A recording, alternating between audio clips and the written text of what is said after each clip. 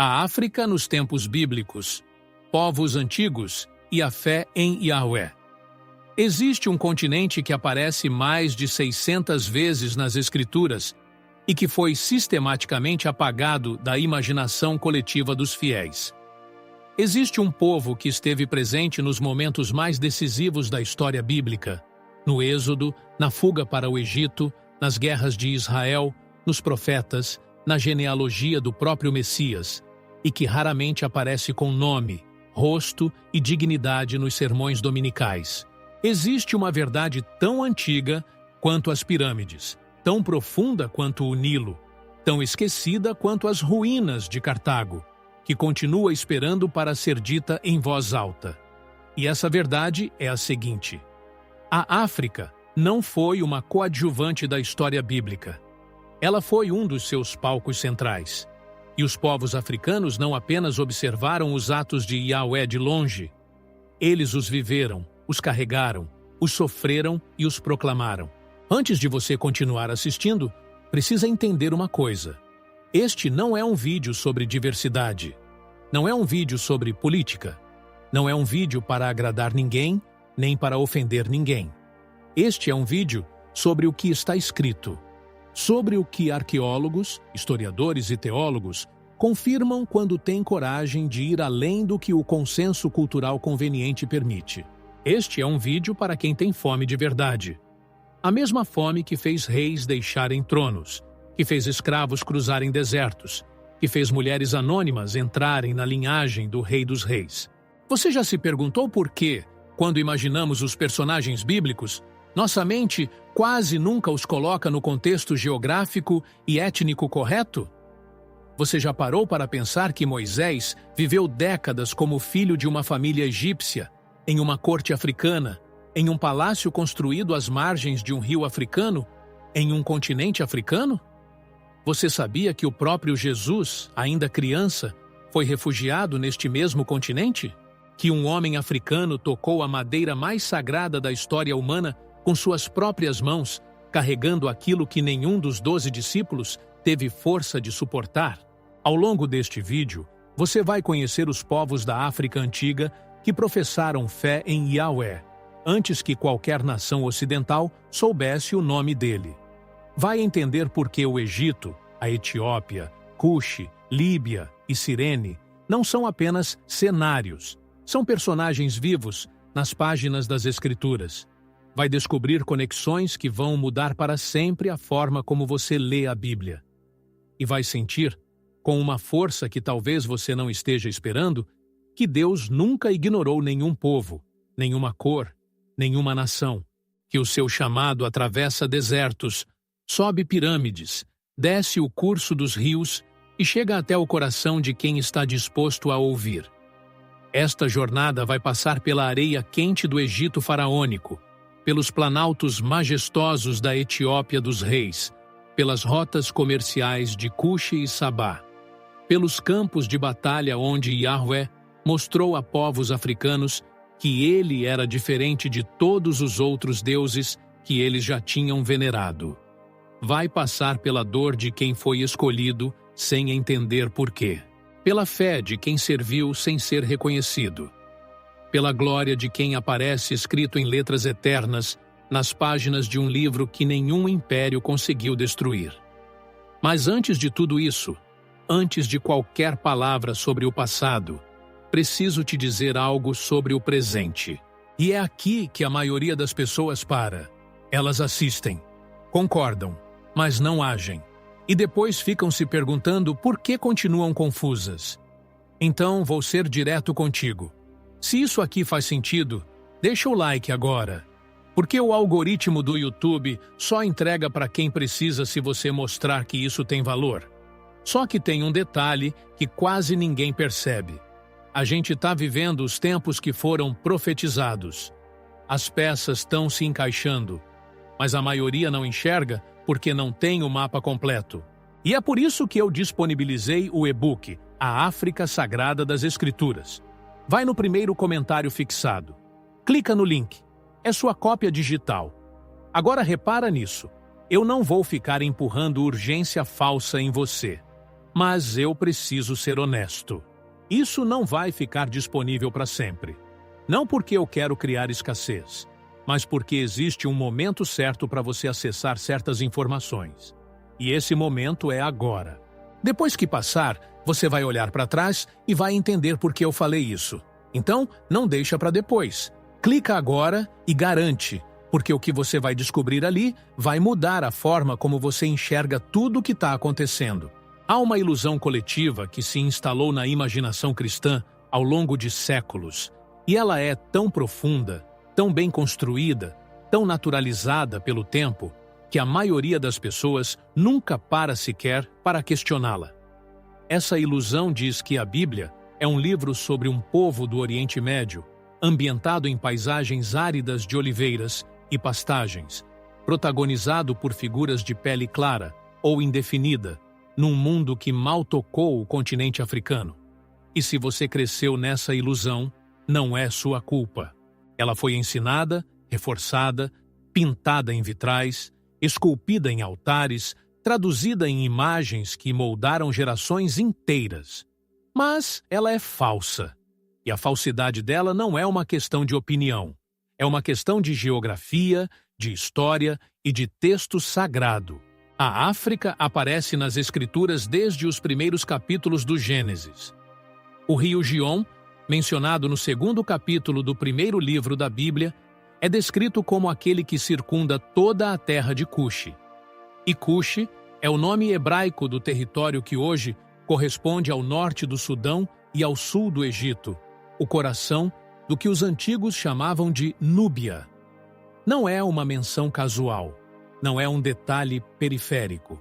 É o segundo capítulo do primeiro livro, quando o texto sagrado está descrevendo a criação do mundo habitado, o jardim original, o centro de tudo, e ali, naquele centro, a África já tem nome.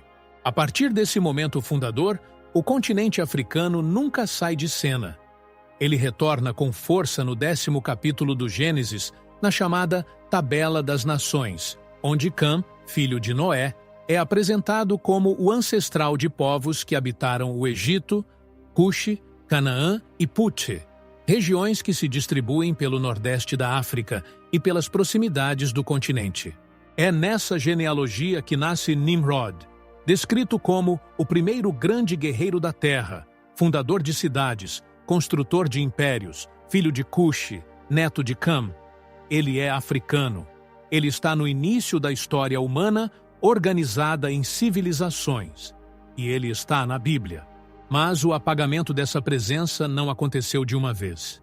Ele foi um processo lento, gradual, construído ao longo dos séculos de dominação colonial e de uma teologia que, consciente ou inconscientemente, precisava transformar o texto sagrado em espelho de uma determinada visão de mundo.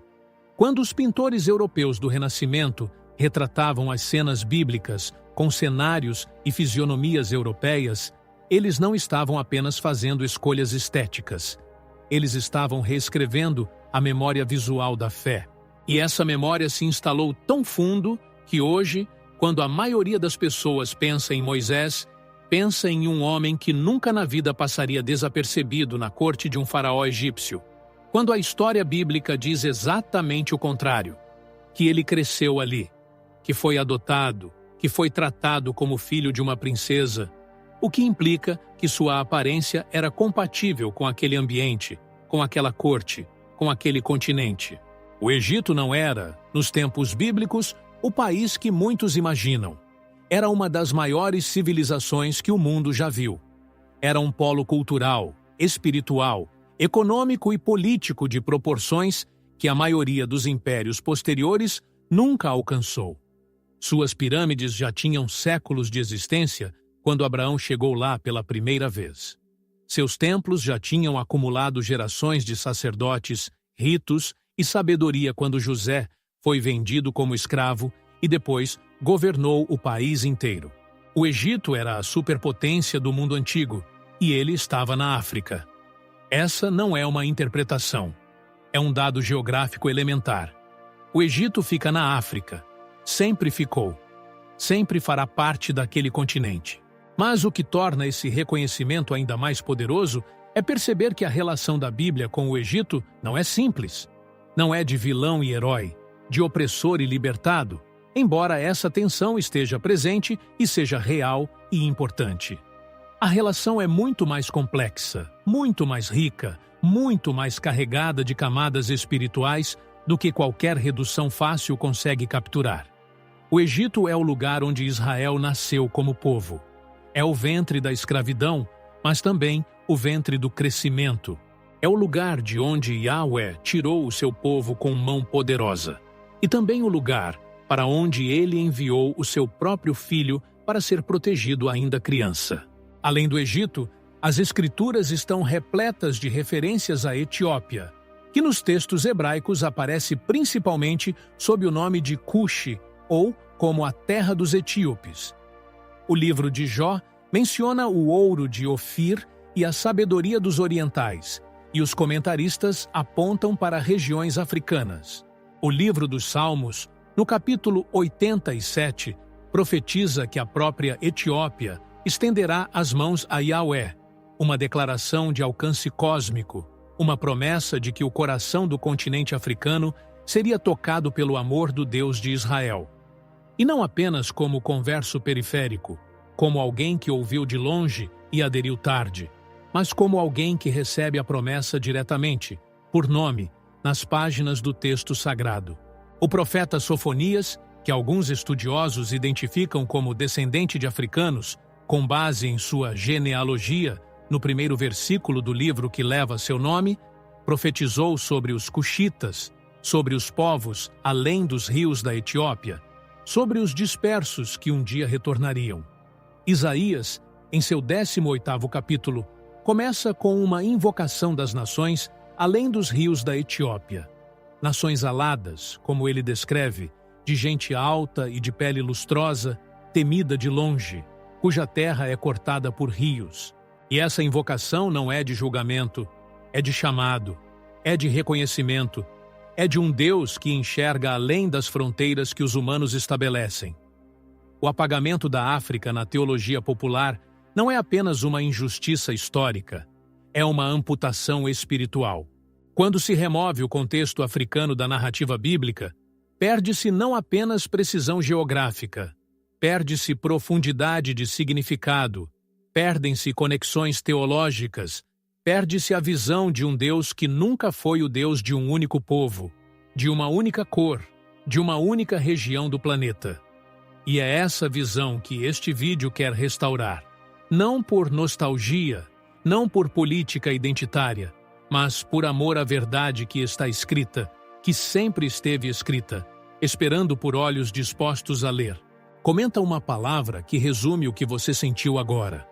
Para entender o peso da presença africana nas Escrituras, é preciso antes entender o que significava, no mundo antigo, ser um povo que habitava às margens do Nilo, nos planaltos da Etiópia, nas rotas comerciais que ligavam o Mediterrâneo ao coração da África.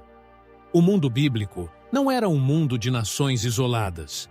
Era um mundo intensamente conectado, onde as rotas de comércio eram também rotas de ideias, de religiões, de migrações, de guerras e de alianças. E nesse mundo interconectado, a África não estava na periferia. Ela estava, em muitos momentos, no centro. O Egito Antigo era mais do que uma nação. Era um sistema de crença, uma visão de mundo, uma forma de organizar a existência humana em torno do sagrado. Os egípcios acreditavam que seus faraós eram deuses vivos, que a morte era uma transição, que os rituais mantinham o equilíbrio cósmico, que os deuses interagiam diretamente com os assuntos humanos. Essa cosmovisão permeava cada aspecto da vida. A agricultura dependia das inundações do Nilo, que eram vistas como dádivas divinas. A construção das pirâmides era um ato religioso. A múmia era uma tecnologia espiritual. O Egito não separava o sagrado do secular, porque para os egípcios essa separação não existia. É nesse ambiente espiritual saturado que as histórias bíblicas mais fundamentais se desenrolam. Quando Abraão desce ao Egito por causa da fome em Canaã, No 12º capítulo do Gênesis, ele não está entrando em terra estranha e insignificante. Ele está entrando na maior potência da época. E o que acontece ali? A proteção de Deus, o reconhecimento de Sarai pela corte faraônica, a riqueza que Abraão adquire, tudo isso acontece sobre o solo africano. Yahvé age no Egito. Yahvé protege o seu chamado no Egito. O Egito não é um lugar de abandono divino, é um lugar de operação divina. Décadas depois, quando José é vendido como escravo por seus próprios irmãos e levado ao Egito, o texto sagrado registra com uma precisão desconcertante que Yahvé estava com José. Não estava com ele apenas em Canaã, nas terras de Israel. Estava com ele no Egito. Estava com ele na casa de Potifar, um oficial egípcio. Estava com ele na prisão egípcia. Estava com ele quando ele se apresentou diante do faraó. A presença de Yahvé não era geograficamente restrita. Ela seguia o seu servo até o coração do continente africano, e ali manifestava sinais, visões, interpretações de sonhos, ascensão ao poder, administração de uma nação inteira. A história de José é, entre outras coisas, uma história de como Deus usou o Egito, o solo africano, para salvar o povo que ele havia chamado. E então vem Moisés. Moisés, cujo nome é egípcio. Moisés, que foi colocado em um cesto de papiro, uma planta do Nilo, e flutuou pelas águas de um rio africano até ser encontrado por uma princesa africana. Moisés, que foi criado no palácio de um dos faraós mais poderosos da história. Moisés, que recebeu a melhor educação que o mundo antigo podia oferecer, e essa educação era africana, egípcia, iniciada nos mistérios e nas ciências de uma civilização que já tinha séculos de acumulação intelectual. O Novo Testamento confirma isso no 7º capítulo dos Atos dos Apóstolos, onde Estevão declara: ao fazer a defesa da fé diante do Sinédrio, que Moisés foi instruído em toda a sabedoria dos egípcios. Toda a sabedoria dos egípcios, não parte, toda.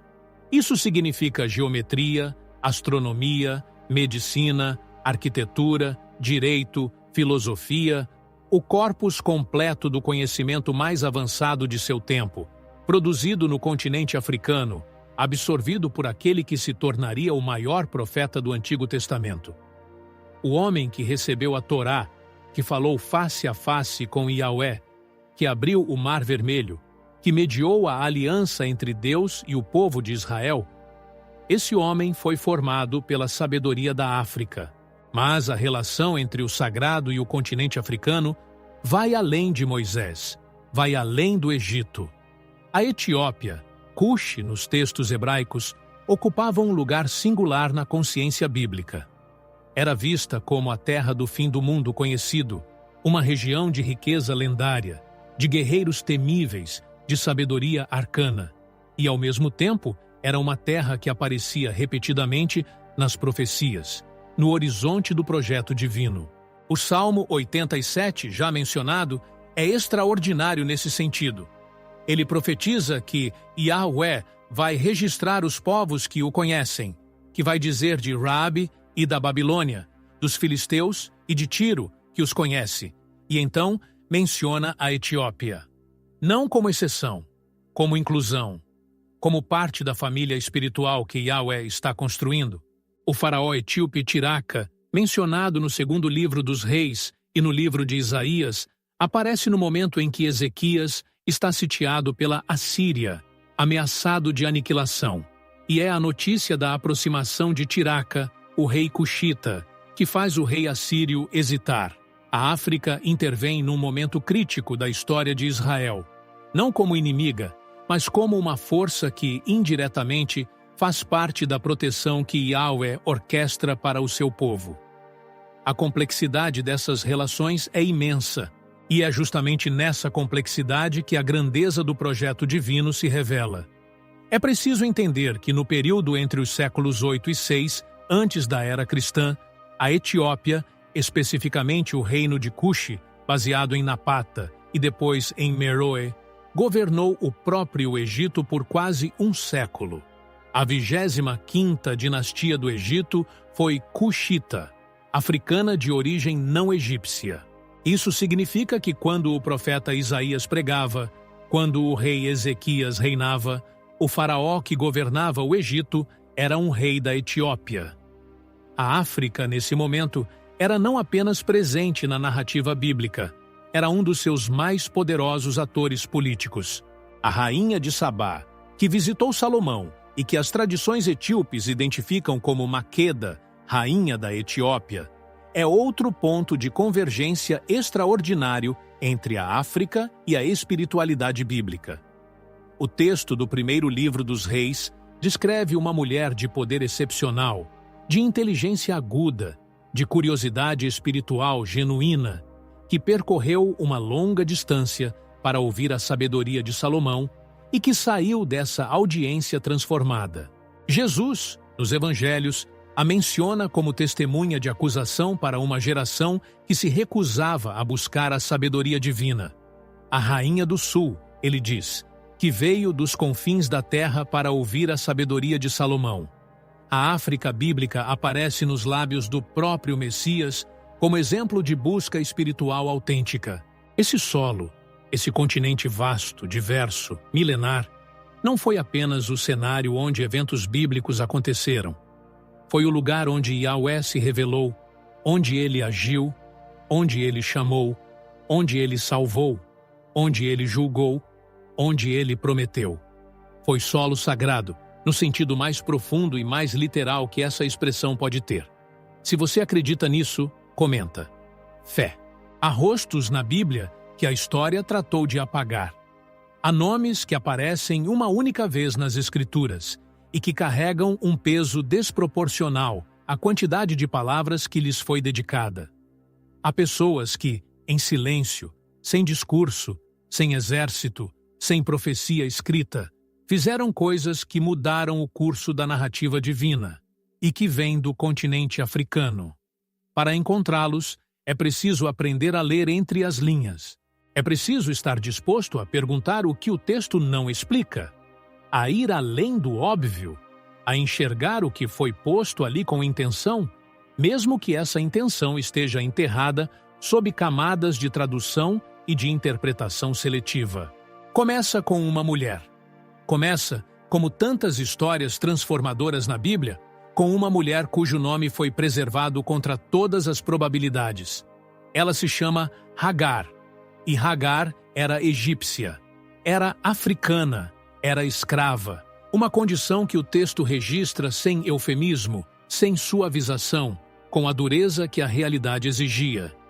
Ela pertencia a Sarai, esposa de Abraão, e quando Sarai não conseguia conceber, ela ofereceu Hagar a Abraão, para que através dela o filho prometido pudesse chegar.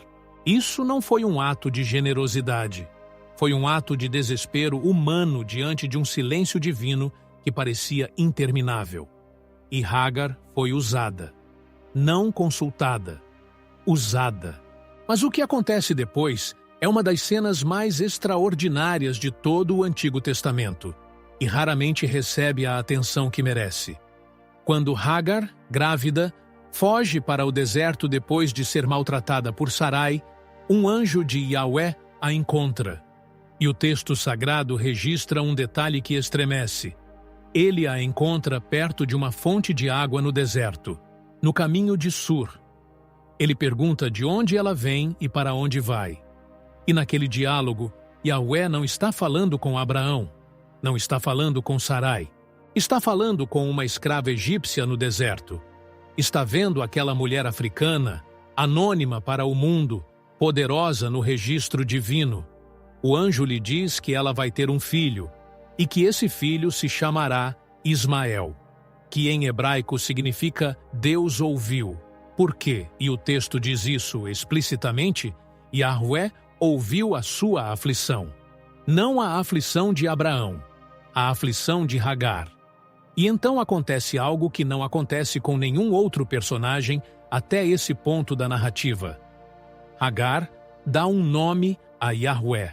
Ela o chama de El Roi, o Deus que me vê. É o único lugar no texto bíblico onde um ser humano nomeia a Deus dessa forma. E esse ser humano é uma mulher africana, uma escrava egípcia, sozinha no deserto. Esse momento é teologicamente devastador se você para pensar nele. Significa que a primeira pessoa na Bíblia a reconhecer e nomear o atributo divino de ver os invisíveis foi uma africana. Significa que o Deus das Escrituras não esperou os patriarcas hebreus para revelar a plenitude do seu caráter. Ele se revelou, nesse aspecto específico, a uma mulher que a sociedade havia descartado, em um deserto africano, às margens de uma fonte de água no caminho de Ur. Depois de Hagar, a narrativa avança pelo tempo e chega a um homem cujo nome você talvez nunca tenha ouvido pronunciado com o peso que merece. Ele se chama Ebed-Meleque. Esse nome aparece apenas no livro de Jeremias, nos capítulos 38 e 39. Mas o que ele faz naquelas páginas é um dos atos mais corajosos registrados no Antigo Testamento. Jeremias está preso em uma cisterna cheia de lama, condenado a morrer lentamente pelos príncipes de Judá que queriam silenciar sua profecia. O rei Zedequias vacila, sem fortaleza moral, para salvar o profeta que ele mesmo secretly consultava. E então aparece Ebed-Meleque. O texto diz que ele era um eunuco etíope da casa do rei, um funcionário africano da corte real de Judá. E esse homem vai diretamente ao rei Zedequias e diz, com uma clareza que contrasta brutalmente com a covardia dos príncipes de Judá, que o que foi feito a Jeremias foi errado, que o profeta vai morrer se não for retirado da cisterna. E o rei, que não teve coragem de agir por conta própria, autoriza Ebed-Meleque a agir. E o etíope age. Ele pega trapos velhos e panos gastos, instrui Jeremias a colocá-los sob os braços para que as cordas não cortem sua carne. E com 30 homens, puxa o profeta de volta à vida. Um etíope salva o profeta de Israel. Um africano, num momento em que os próprios líderes de Judá queriam matar a voz de Deus, estende a mão e puxa o mensageiro divino do buraco. E Yahweh não esquece isso. No capítulo 39, quando Babilônia conquista Jerusalém e tudo desmorona, Deus manda Jeremias transmitir uma palavra específica para Ebed-Meleque, que ele não será entregue nas mãos de quem ele temia, porque confiou em Yahweh. Uma promessa pessoal, direta, inabalável, dada a um africano que teve coragem quando os filhos de Israel recuaram. E então chega o Novo Testamento, e com ele um africano que tocou a madeira mais sagrada de todos os tempos. Simão de Cirene. Cirene era uma cidade no norte da África, no território que hoje é a Líbia. Era uma cidade com uma significativa comunidade judaica, o que nos diz que Simão provavelmente era um judeu da diáspora africana, alguém cujos antepassados tinham vivido no continente africano por gerações e que havia viajado até Jerusalém, possivelmente para a Páscoa. Ele estava apenas passando. Os evangelhos dizem que ele vinha do campo quando os soldados o encontraram. E os soldados o obrigaram. O texto usa um verbo específico, compelir, forçar. Simão não se ofereceu voluntariamente. Ele foi selecionado à força para carregar a cruz de Jesus quando Jesus já não tinha mais força suficiente para continuar carregando aquele peso. E Simão carregou. As tradições posteriores especulam sobre o que esse encontro significou para ele, sobre o que passou pela mente de um homem que vinha da África e, de repente, se viu carregando o instrumento de morte do homem que seria chamado de Salvador do mundo.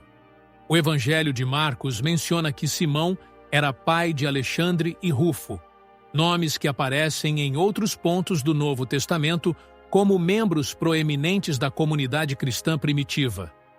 O que isso sugere é que Simão não apenas carregou a cruz naquele dia, ele voltou para casa, e sua família carregou algo mais, a fé.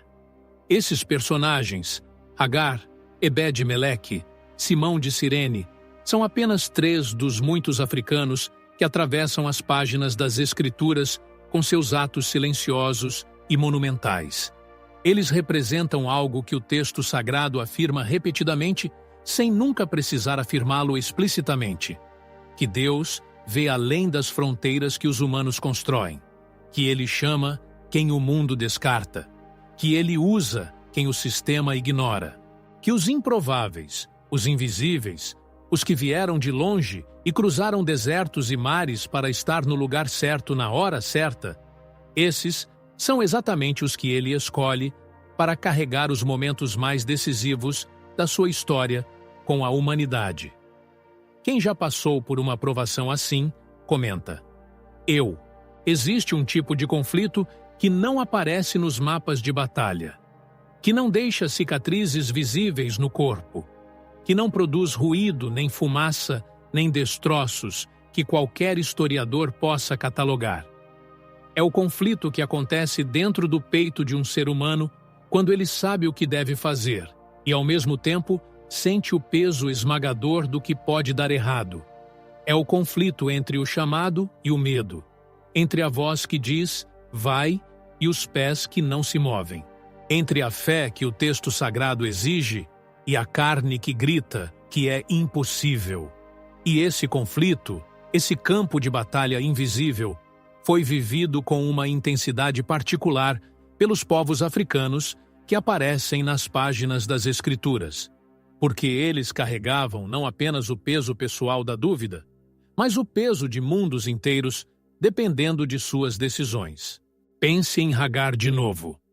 Mas pense agora não no momento em que o anjo a encontra. Pense no momento anterior. Pense na mulher que havia sido usada, que havia gerado um filho, que havia sentido algo mudar dentro de si quando percebeu que estava grávida. Porque a gravidez, especialmente naquele contexto cultural, representava elevação de status, representava valor, representava uma forma de pertencimento que a escravidão havia negado. E então percebeu que Sarai a enxergava com desprezo renovado, que aquilo que deveria tê-la protegido havia se tornado uma nova fonte de perigo. O texto diz que Sarai a afligiu. Esse verbo em hebraico é forte. Não é uma leve incompatibilidade doméstica. É opressão. É o mesmo verbo usado mais tarde para descrever o que o Egito fez a Israel no cativeiro. Então, Agar foge. E no ato de fugir, ela está fazendo uma escolha de sobrevivência que qualquer ser humano compreende, mas que espiritualmente representa também uma fuga do chamado. Porque o anjo não a encontra para aplaudir sua decisão de ir embora. O anjo a encontra e lhe diz para voltar, para submeter-se, para retornar ao lugar onde ela havia sido oprimida. E aí está o momento mais difícil de toda a história de Hagar. Não foi a escravidão, não foi o deserto, não foi o parto sozinha. O momento mais difícil foi esse: ouvir a voz de Deus dizendo para voltar ao que dói. Essa é a estrutura clássica do conflito espiritual que os personagens africanos das Escrituras enfrentam repetidamente. Não é o conflito entre o bem e o mal no sentido simples. É o conflito entre a segurança do deserto, onde pelo menos a dor é conhecida, familiar, sua, e a promessa do futuro que exige atravessar de volta pelo que machuca. Hagar volta. E quando volta, carrega com ela uma revelação. O nome El Roi, o Deus que me vê, que só foi possível porque ela atravessou o deserto. Só foi possível porque ela chegou ao ponto de ruptura. Só foi possível porque o medo a levou até a fonte de água. E a fonte de água era onde Deus estava esperando. Essa dinâmica se repete com variações ao longo de toda a narrativa bíblica africana. O povo de Israel no Egito vivia uma tensão semelhante, não exatamente a mesma, mas estruturalmente análoga. Eles eram escravos. Estavam no fundo de uma civilização que os considerava úteis, mas não dignos. E quando Moisés apareceu com a promessa de libertação, o texto sagrado registra algo perturbador. Eles não o ouviram. O 6º capítulo do Êxodo diz explicitamente que os filhos de Israel não escutaram Moisés por causa da angústia de espírito e da dura servidão. A opressão havia feito algo ao seu interior. Havia encurtado o seu espírito. Essa é a expressão hebraica. A palavra que se traduz como angústia tem a raiz de curto, de estreito, de apertado. A servidão egípcia havia apertado a alma de Israel a ponto de não mais conseguir receber a promessa. Isso não é fraqueza. Isso é uma descrição precisa e devastadora do que acontece com qualquer ser humano que vive por tempo suficiente sob opressão. A alma se contrai. A capacidade de imaginar a liberdade diminui. O medo não precisa mais de algema ou chicote para funcionar. Ele já está instalado por dentro. E é contra esse medo internalizado, esse estreitamento de alma, que Yahweh se lança com paciência e com sinais, e com milagres que deveriam ser impossíveis de ignorar. As 10 pragas não foram apenas confronto com o poder do faraó. Foram também cirurgia espiritual no povo que precisava aprender, de novo, que havia um Deus que via, que ouvia, que agia, que era real. Mas o conflito mais agudo dessa seção da história bíblica africana talvez seja aquele vivido pelos egípcios, que saíram com Israel no Êxodo. O texto do 12º capítulo do Êxodo menciona, quase de passagem, que uma grande multidão mista saiu com os filhos de Israel. Uma multidão mista. Quem eram essas pessoas? Eram egípcios, eram africanos de outras origens presentes no Egito. Eram pessoas que haviam testemunhado as pragas e haviam concluído que o Deus de Israel era diferente de todos os outros deuses que conheciam. Eram pessoas que escolheram deixar para trás tudo o que conheciam, sua terra, suas casas, seus templos, seus mortos enterrados no solo egípcio, para seguir um Deus que havia acabado de destruir a nação mais poderosa do mundo conhecido. Imagina a magnitude desse conflito interno. Você é egípcio. Você viu seu país inteiro passar pelas trevas. Você viu o Nilo vermelho de sangue. Você ouviu o choro de todas as casas na noite em que os primogênitos morreram, incluindo possivelmente o seu próprio choro por alguém que você perdeu. E apesar de tudo isso, ou talvez por causa de tudo isso, você chegou à conclusão de que o Deus que fez isso é o único Deus real, que ele tem poder sobre a morte e sobre a vida.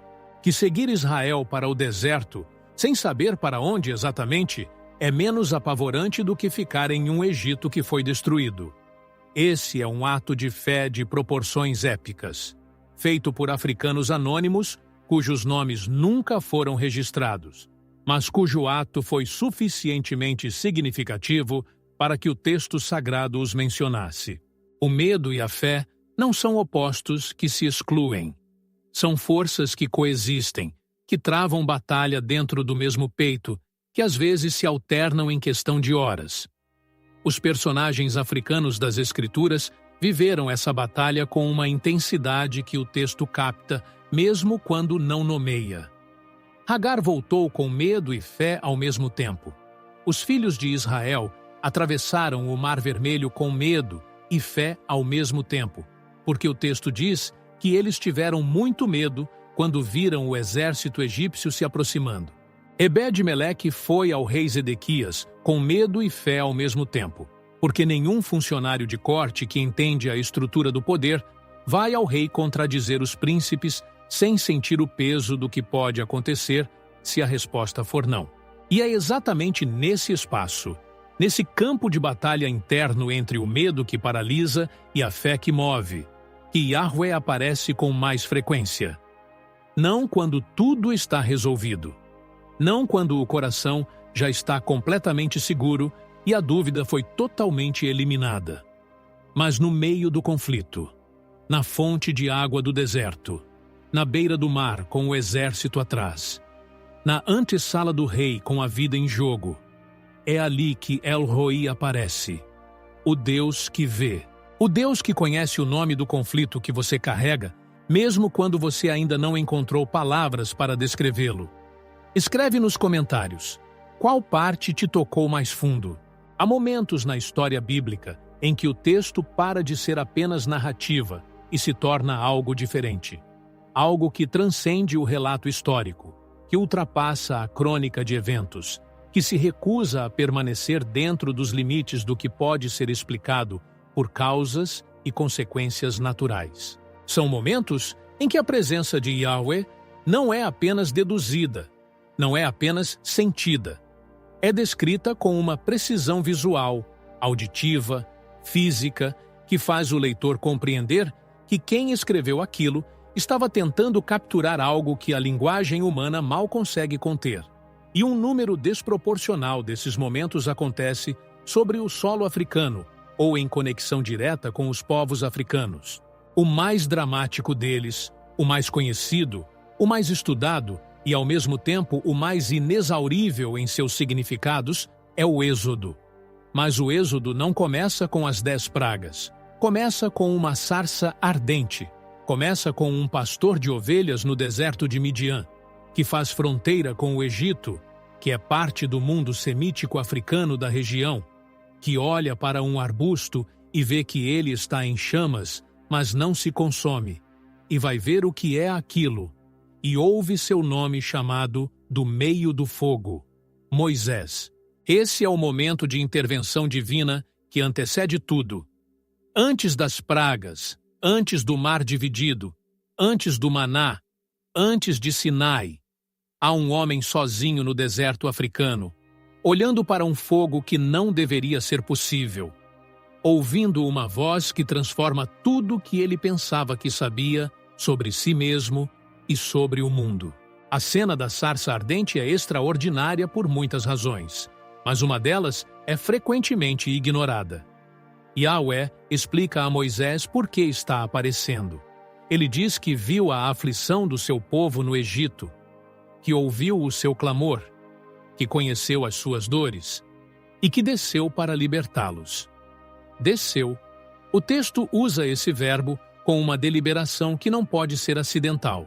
O Deus que habita a eternidade, que não está limitado por espaço nem por coordenada geográfica, descreve o seu ato de intervenção como uma descida sobre o Egito, uma descida sobre a África, uma descida em direção à dor de um povo que havia clamado até que o clamor ultrapassou a atmosfera e chegou aos ouvidos do Eterno. As 10 pragas que se seguem são um dos textos mais estudados da história religiosa da humanidade, e cada uma delas merece um olhar que vai além da sequência de catástrofes. Cada praga é dirigida especificamente a um aspecto da cosmovisão religiosa egípcia. O Nilo transformado em sangue era um ataque direto a Hapi, o deus do Nilo, que os egípcios adoravam como fonte de vida e fertilidade. As rãs que cobriram a terra eram um ataque a Heket, a deusa com cabeça de rã que presidia sobre a fertilidade e o nascimento. As trevas eram um ataque a Ra, o deus Sol, a divindade suprema do panteão egípcio, cujo poder de iluminar o mundo era considerado a sustentação de toda a existência. A morte dos primogênitos era um ataque ao próprio faraó, que era considerado filho do deus Sol, cujo herdeiro era, portanto, uma divindade em formação.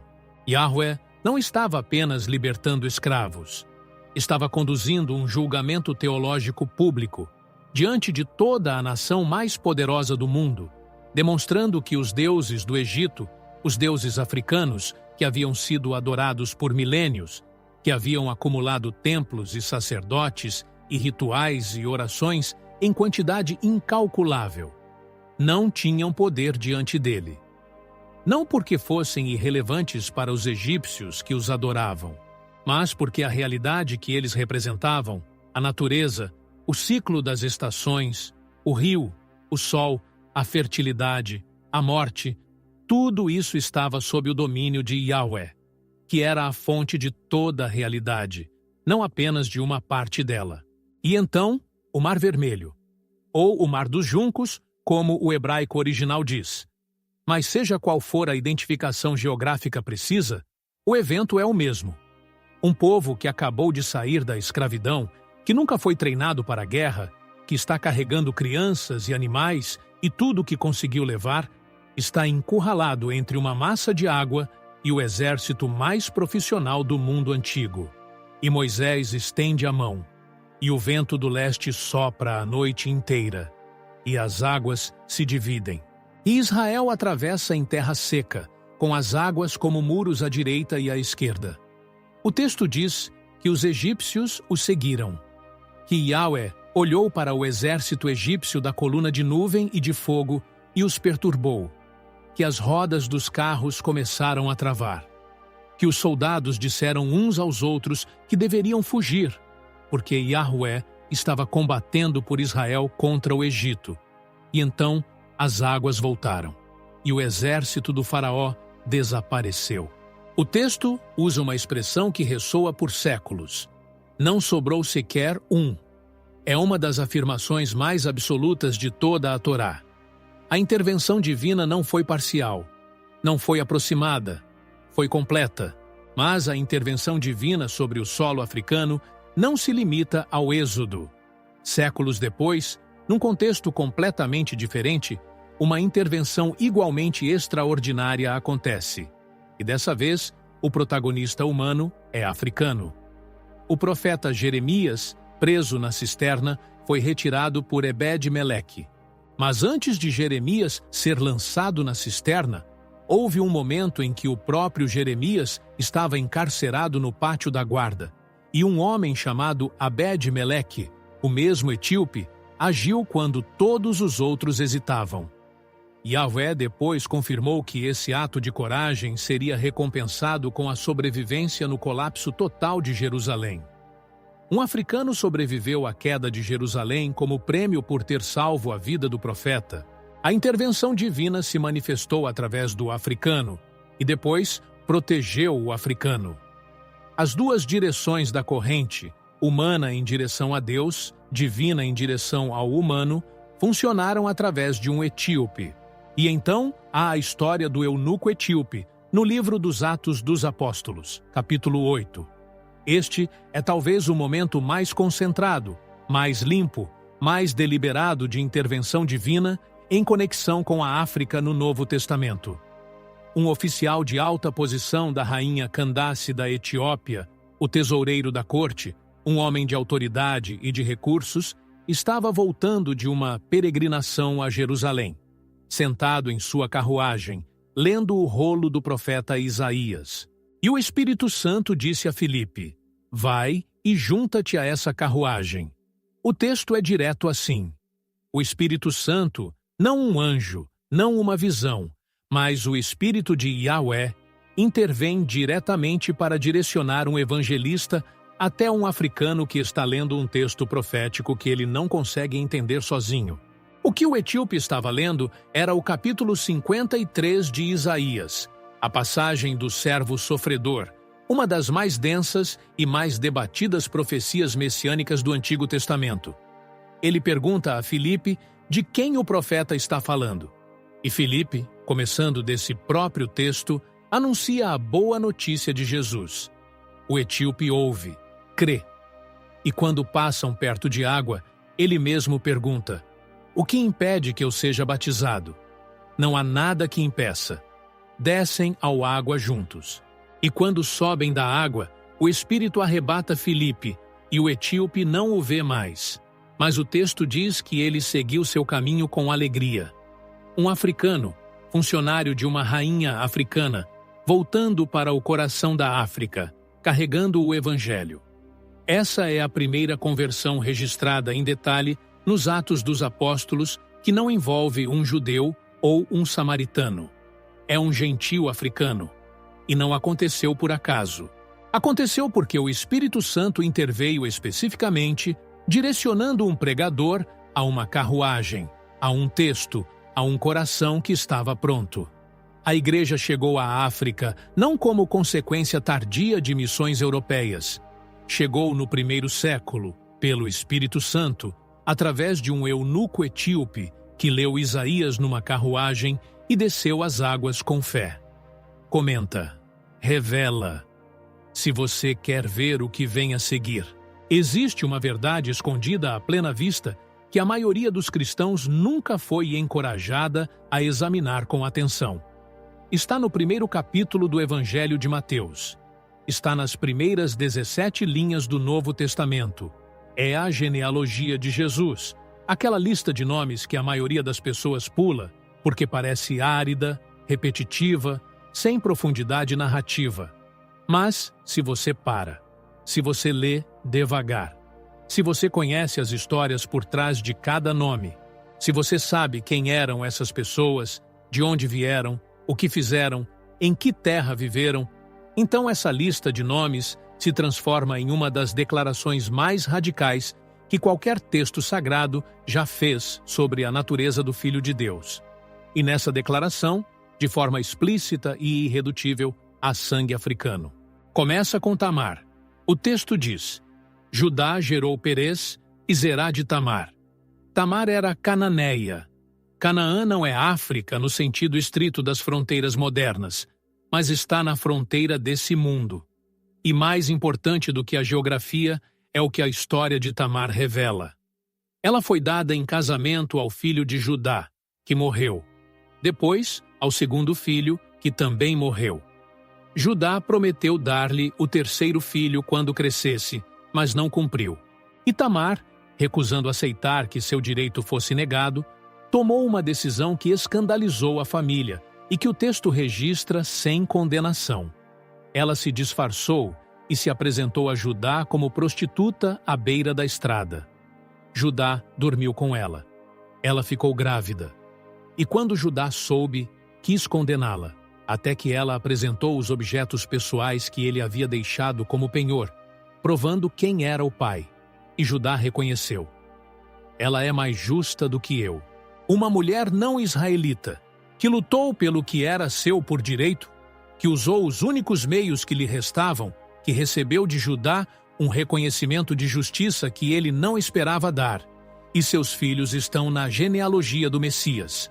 Depois, Raabe. O texto é explícito. Salmão gerou Boaz de Raabe. E quem era Raabe? Era uma cananeia de Jericó. Era prostituta.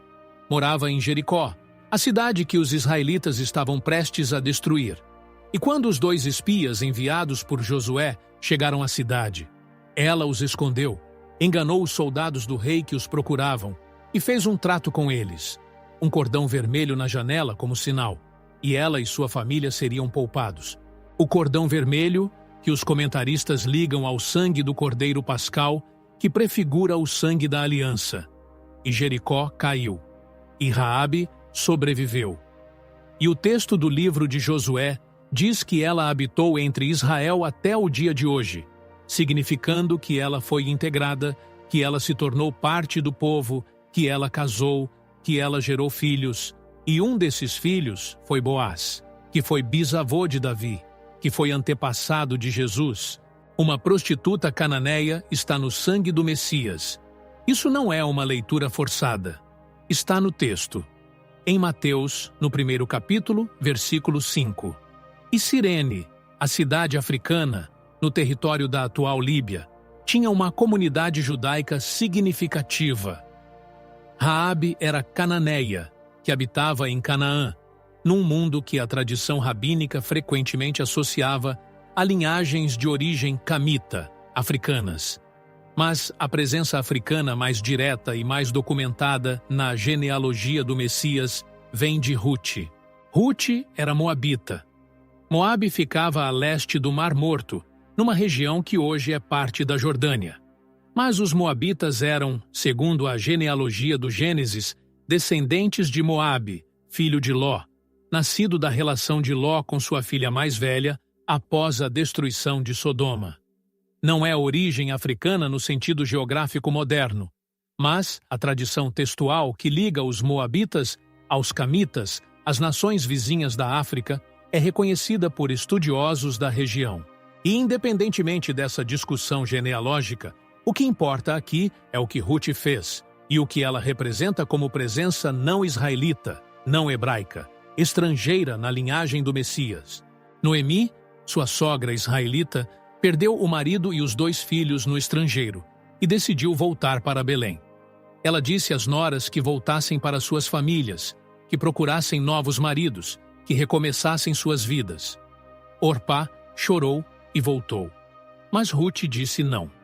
E o que ela disse é uma das declarações mais belas de lealdade e de fé registradas em toda a Bíblia.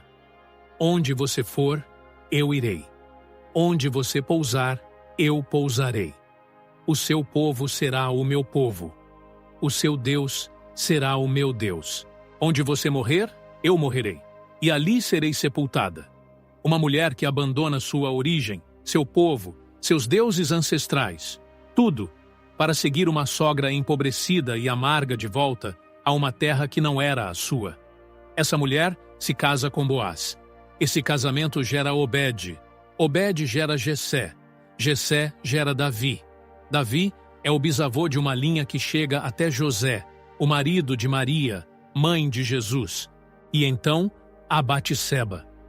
O texto de Mateus a menciona de forma indireta, não com seu nome, mas como a mulher de Urias. E Urias era hitita. Batseba era casada com um homem hitita, que era oficial do exército de Davi, que era um dos seus guerreiros mais leais. Os hititas eram um povo do norte, do que hoje é a Turquia. Mas a presença de um hitita nos mais altos escalões do exército de Israel, com um nome hebraico, Urias significa Yahweh é a minha luz, sugere uma integração que vai além da simples prestação de serviço militar. Ele era devoto, era leal, e Davi o traiu, mandou-o para a morte para ficar com sua mulher. E Batseba, a mulher de um estrangeiro que Davi matou, se tornou mãe de Salomão, o rei mais sábio de Israel, que está diretamente na linhagem do Messias. O que Mateus está fazendo no primeiro capítulo do seu evangelho, ao incluir essas 4 mulheres, Tamar, Rabe, Ruth e Batseba, numa genealogia onde as mulheres raramente apareciam, é fazer uma declaração teológica de proporções cósmicas. Ele está dizendo que o Filho de Deus não veio de uma linhagem pura, asséptica, homogênea, livre de escândalos e de fronteiras étnicas cruzadas.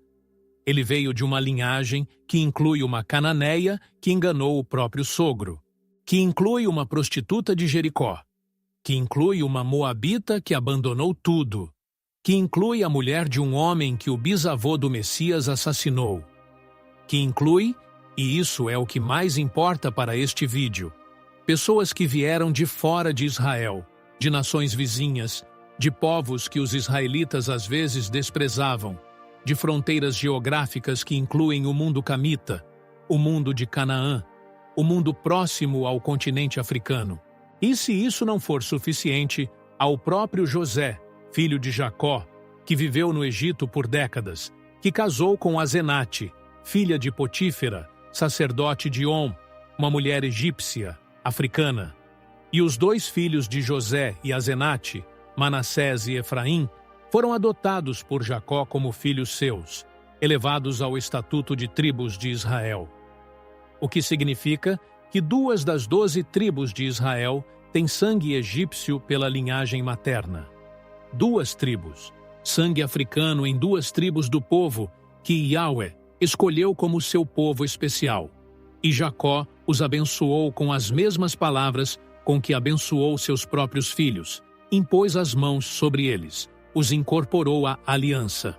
A revelação que poucos ousam pronunciar em voz alta é esta: o Messias de Israel não foi produto de uma pureza étnica que nunca existiu. Ele foi produto de uma mistura, deliberada, providencial, espiritualmente orquestrada, que inclui cananeus, hititas, moabitas e que passa pelo Egito, que carrega em sua linhagem a herança de mulheres que vieram das nações, de homens que viveram no continente africano, de alianças que cruzaram todas as fronteiras que os humanos haviam erguido. E isso não diminui o Messias. Isso o revela como o que ele sempre foi. Não o salvador de um povo, o salvador de todos os povos, de todos os continentes, de toda a humanidade que foi criada à imagem de um Deus que não precisa de fronteiras para amar. Comenta o nome do personagem que mais te marcou até aqui. Há um silêncio que os livros de teologia raramente ousam habitar. É o silêncio que existe entre o que a história registrou e o que a história decidiu esquecer. Não é um silêncio acidental, é um silêncio construído, tijolo por tijolo, ao longo de séculos de escolhas editoriais, de traduções seletivas, de interpretações que serviam a determinados projetos políticos e culturais muito mais do que serviam à verdade do texto sagrado. E é dentro desse silêncio que vivem algumas das histórias mais poderosas, mais perturbadoras, mais transformadoras que qualquer cristão poderia conhecer. Histórias africanas que foram enterradas não porque eram falsas, mas precisamente porque eram verdadeiras demais para serem convenientes. A primeira camada desse silêncio cobre a Igreja de Alexandria. A maioria das pessoas que frequenta igrejas no mundo ocidental não sabe que uma das mais antigas, mais influentes e mais intelectualmente sofisticadas comunidades cristãs do primeiro século não estava em Roma, não estava em Antioquia, não estava em Corinto, estava em Alexandria, no Egito, no continente africano.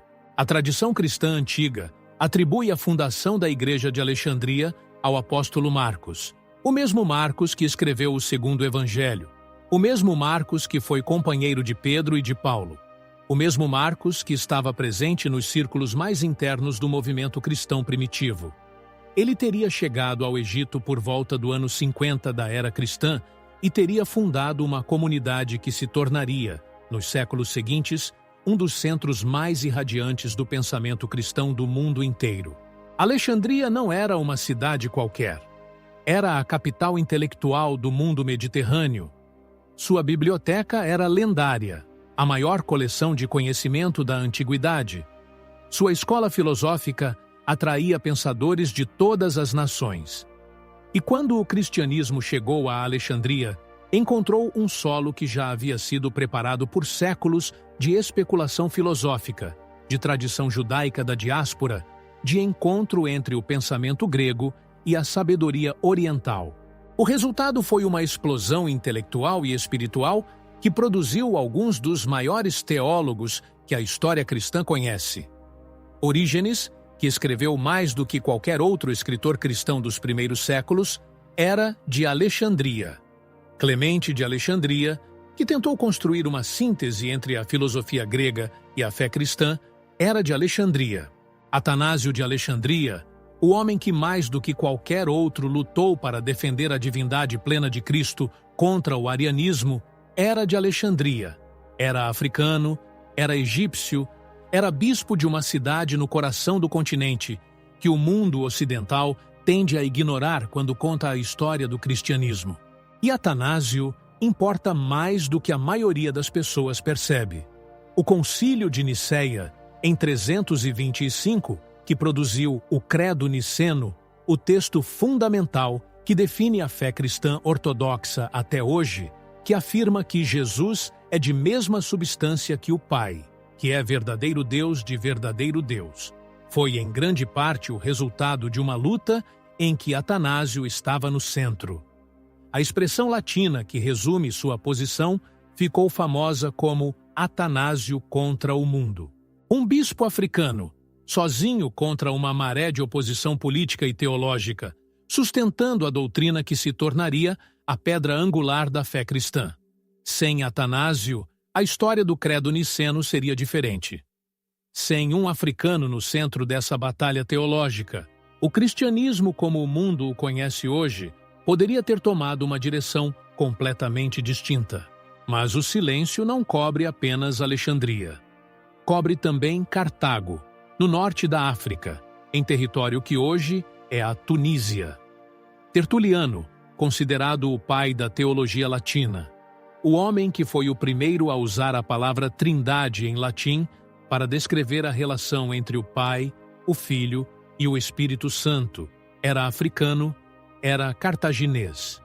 Cipriano de Cartago, bispo e mártir que desenvolveu a teologia da unidade da Igreja e do episcopado, era africano. E então, ao nome que ultrapassa todos os outros em peso e em influência sobre o pensamento cristão ocidental: Agostinho de Hipona. Agostinho nasceu em 354 em Tagaste, que fica na atual Argélia, no norte da África. Era filho de Mônica, uma mulher cristã africana cujas orações e cujas lágrimas pelo filho são uma das histórias mais comoventes de toda a história da espiritualidade cristã. Agostinho era africano, estudou em Cartago, foi bispo de Hipona, no norte da África, e suas obras, as Confissões, a Cidade de Deus, os tratados sobre a graça e a predestinação, moldaram o pensamento cristão ocidental de uma forma que não tem paralelo. A teologia católica romana é impensável sem Agostinho. A reforma protestante é impensável sem Agostinho. Lutero era agostiniano. Calvino bebia diretamente de Agostinho. A teologia ocidental, em sua quase totalidade, está construída sobre os ombros de um africano. E isso foi apagado. Não de forma violenta e óbvia, de forma lenta e sistemática. Quando os manuais de história da Igreja falam de Agostinho, raramente enfatizam que ele era africano. Quando as pinturas o retratam, raramente o mostram como um homem do norte da África. Quando os seminários ensinam sua teologia, raramente contextualizam seu pensamento dentro de uma tradição africana de reflexão espiritual que ele herdou e que moldou profundamente a forma como ele leu as Escrituras. O apagamento não precisa ser uma mentira. Basta ser uma omissão. Basta não perguntar. Basta não dizer o que não foi perguntado. Há outra camada desse silêncio que cobre a história do Preste João. A lenda medieval cristã de um rei cristão poderoso que governava um reino misterioso no Oriente, que algumas versões identificavam com a Etiópia. Por séculos, essa lenda alimentou a imaginação europeia e serviu como motivo para expedições que tentavam encontrar esse reino cristão aliado. O que raramente se conta é que o reino cristão era real. A Etiópia é um dos países com a história cristã mais longa e mais contínua do mundo. O Império Etíope se converteu ao cristianismo no século IV, na mesma época do Concílio de Nicéia, e fez isso não como resultado de missões europeias, mas através de um processo interno protagonizado por Frumêncio, um sírio que foi elevado a bispo de Alexandria pelo próprio Atanásio, o africano que defendeu o credo niceno. A Igreja Etíope, a Igreja Ortodoxa Teoarredo, preservou tradições que o restante do mundo cristão perdeu ou abandonou. Preservou o cânon mais amplo das Escrituras, incluindo o livro de Enoque, que é citado na Epístola de Judas no Novo Testamento. Preservou práticas litúrgicas que têm paralelos com a adoração do Templo de Jerusalém. Preservou a Arca da Aliança, ou pelo menos afirma preservá-la na Igreja de Nossa Senhora Maria de Sião em Axum, e essa afirmação tem sido feita de forma consistente e ininterrupta por séculos, por guardiões que dedicam suas vidas a esse serviço e que não falam publicamente sobre o que guardam. O silêncio ao redor dessa afirmação não é vazio. É um dos silêncios mais carregados da história religiosa mundial. E há o silêncio sobre Simão de Cirene, já mencionado, mas agora sob uma luz diferente. O Evangelho de Marcos, no 15º capítulo, versículo 21, diz que Simão era pai de Alexandre e Rufo. Por que Marcos menciona os filhos de Simão? A resposta mais provável é que Alexandre e Rufo eram conhecidos da comunidade cristã para quem Marcos estava escrevendo. E quando Marcos mencionou esses nomes, as pessoas que liam ou ouviam o texto souberam imediatamente de quem se tratava. E Paulo, na Epístola aos Romanos, capítulo 16, versículo 13, envia saudações a Rufo e a sua mãe, dizendo que ela é também sua mãe. O que sugere que a mãe de Rufo, a esposa de Simão de Cirene, uma mulher africana, havia cuidado de Paulo em algum momento, havia sido para ele como uma mãe, havia desempenhado um papel de acolhimento e de cuidado na comunidade cristã primitiva que Paulo considerava suficientemente significativo para registrá-lo no final de sua carta mais teológica. Uma família africana. O pai que carregou a cruz. Os filhos que se tornaram líderes conhecidos na igreja primitiva. A mãe, que foi mãe espiritual de Paulo. Tudo isso estava lá, escrito, esperando. O silêncio não apagou as palavras. Apenas fez com que a maioria das pessoas parasse de perguntar quem eram essas pessoas, de onde vinham, o que o texto estava dizendo quando mencionava seus nomes. O lado oculto da história africana nas Escrituras não está escondido em manuscritos secretos, nem em descobertas arqueológicas recentes. Está no texto, sempre esteve, esperando olhos que quisessem ver. Comenta uma palavra que resume o que você sentiu agora.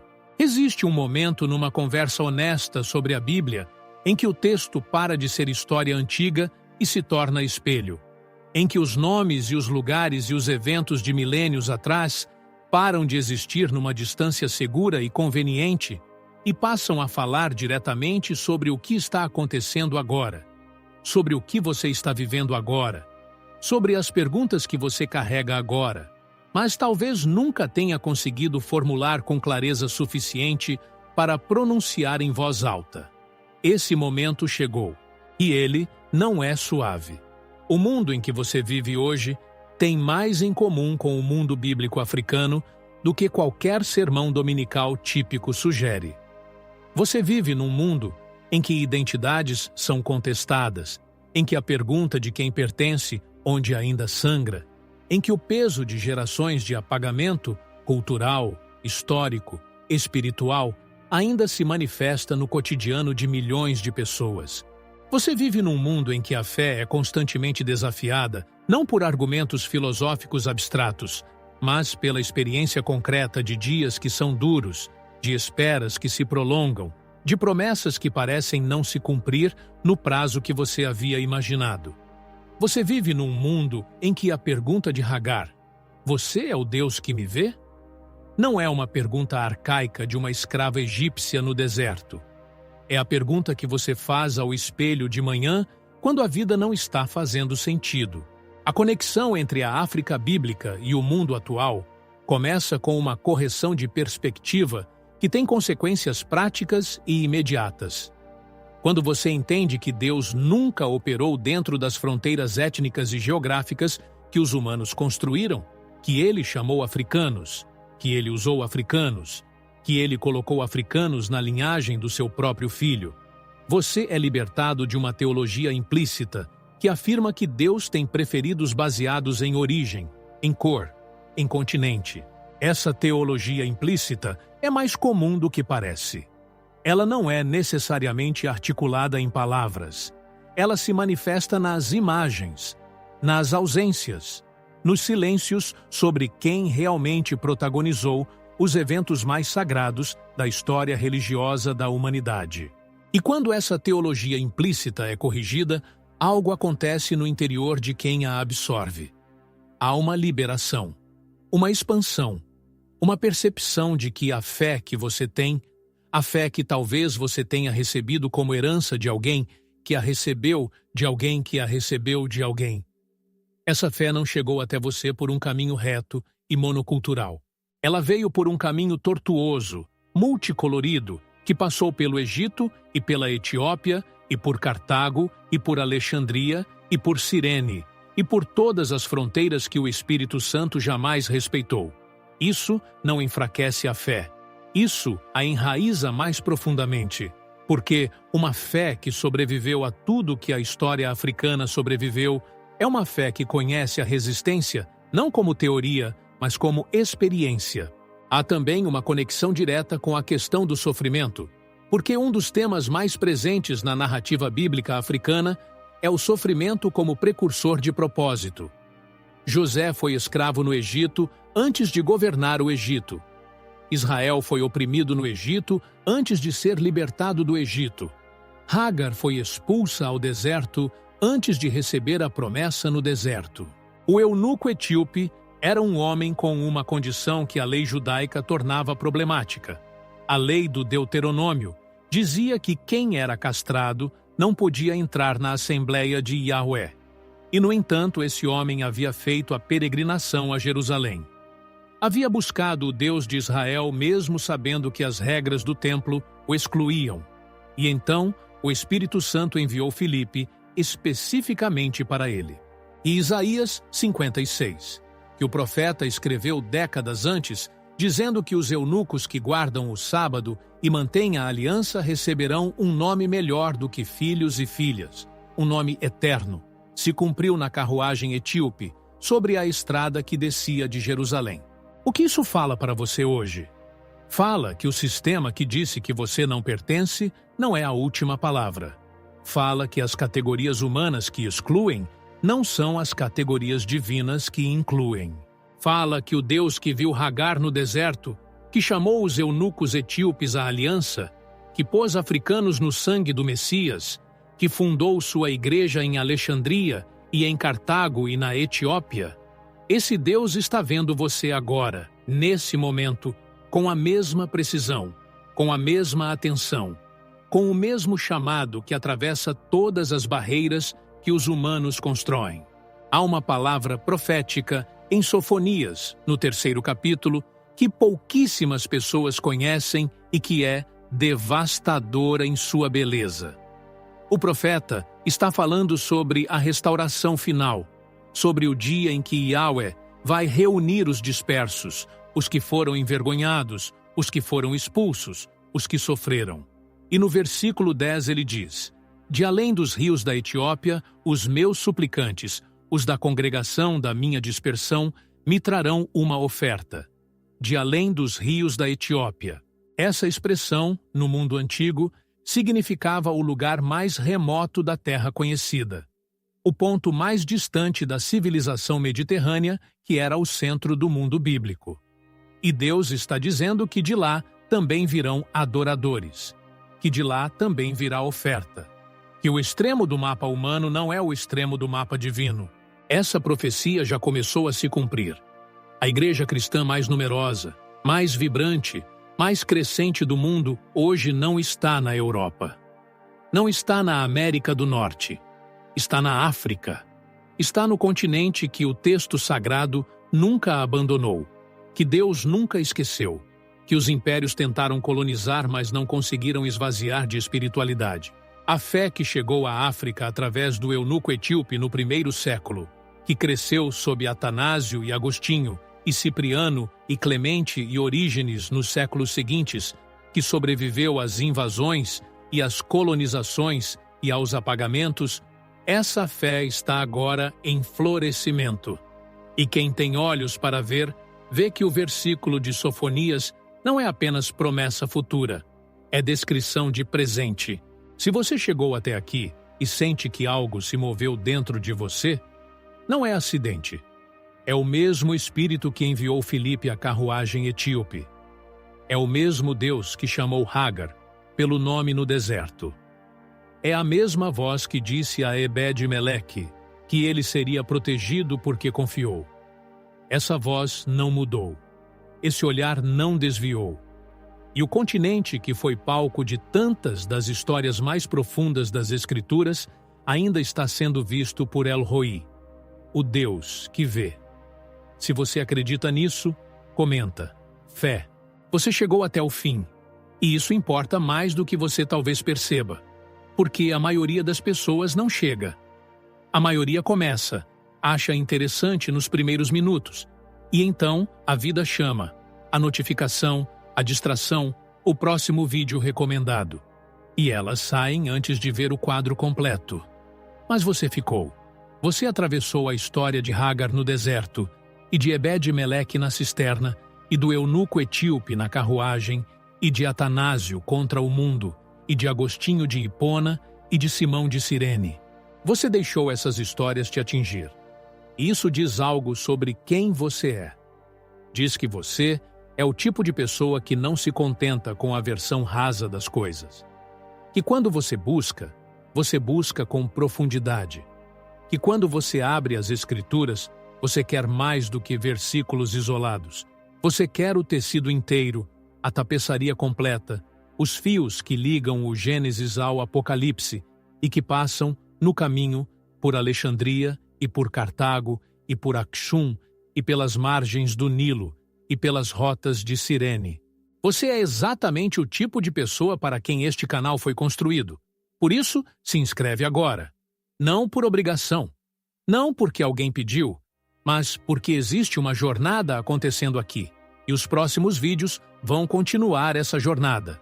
Com a mesma profundidade, com a mesma recusa de ficar na superfície, com a mesma disposição de ir às fontes e trazer de volta o que foi esquecido, ou escondido, ou silenciado.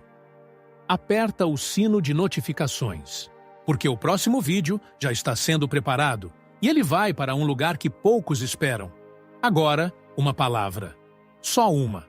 A palavra que mais te marcou em tudo o que você ouviu hoje. Pode ser um nome: Hagar, Ebed-Meleque, Simão, Atanásio, Ruth. Pode ser um conceito: apagamento, restauração, linhagem, escolhido, visto. Pode ser algo que só faz sentido para você, uma palavra que emergiu do seu interior enquanto você ouvia e que corresponde a algo que você carrega, mas raramente nomeia. Escreve essa palavra nos comentários agora, porque os comentários deste vídeo são um lugar onde as pessoas que chegaram até o fim se encontram. E esse encontro tem valor. Se você chegou até aqui, o like é merecido. Não como favor, como reconhecimento de que este conteúdo valeu seu tempo. Deixa lá embaixo para que o algoritmo entenda que isso precisa chegar em mais pessoas. Nas que também têm fome, nas que também estão procurando, nas que também se sentem vistas por um Deus que nunca precisou de fronteiras para amar. E olha, já tem outro vídeo na tela que complementa exatamente o que você acabou de ver. Porque esta história não termina aqui. A África bíblica tem mais camadas. Os personagens esquecidos das Escrituras têm mais nomes. E o Deus que viu Hagar no deserto ainda está vendo. Clica e continua a jornada.